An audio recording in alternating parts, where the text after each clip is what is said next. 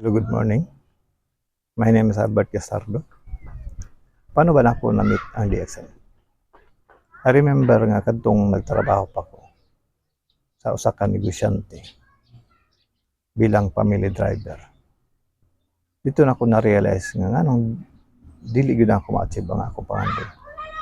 Tungod kay nagatrabaho ra ko. Nga ang akong boss, dali ra kayo kay nagnegosyo na siya. So, nagkaroon ko ka idea nga pwede ba ako nga makasugod ko negosyo nga gamay lang og kapital pero panghabang buhay gyud siya kay para ma-achieve yun ako akong pangandoy. So mo to yung gipangayo nako ni Lord. So na ako nakita nga negosyo, wala ko kabalo nga networking na ito siya, pero wala po na ako good ipadayon kay hacking man lagi. So nangita na po kuglain. So along the way nga sa akong papangita, nagkaroon mi og problema sa health. Sa akong pamilya, seryoso po kayo po sa problema kay kinahanglan mo siya og dako nga kwarta o kinahanglan po siya og operasyon. Then nangita mi second opinion, third opinion kay para lang ma-solve.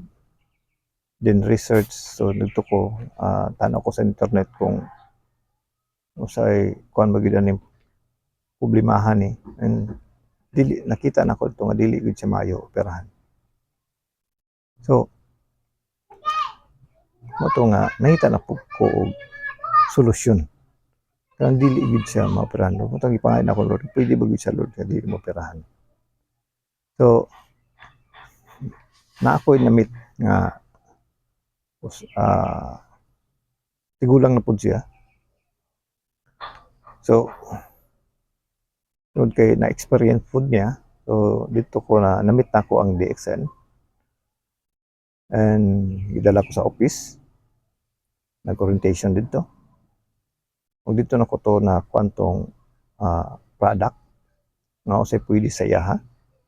So nangayo po ko og basahon nun kay tungod kay first na to kuan nga di mo kita mo tuog gidayon, and tungod kay desidido ko nga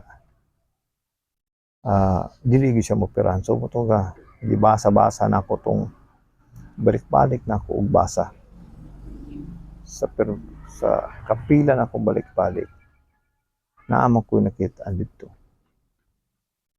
nga pwede di siya nga dili operahan. Mo to nga gi-offer na ko ito nga product and salamat kay mi kay wala gyud na dayon og operation, and salamat kayo. That's why I choose DXN.